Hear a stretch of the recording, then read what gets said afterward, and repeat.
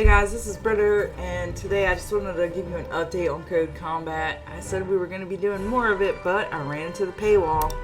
I guess the first 5 levels or so are free, but then after that, you gotta subscribe. Now, I might subscribe on my own, but this channel's supposed to be about learning stuff for free. So you guys let me know in the comments if you guys want to see more of this, even if I have to pay for it or not. And get back to me so I know. I really do enjoy these games where you're learning and playing a game, so it makes it fun. I really thought that you were only able to not do these extra practice things, but I clicked all over and we were here.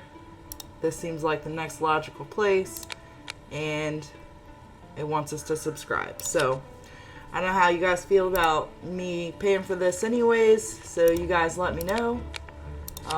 I may do it on my own, but if you want to continue to see videos of it with the disclaimer that it's not actually free, I can do that too, but let me know. Anyways, I will see you guys on the next one. Goodbye.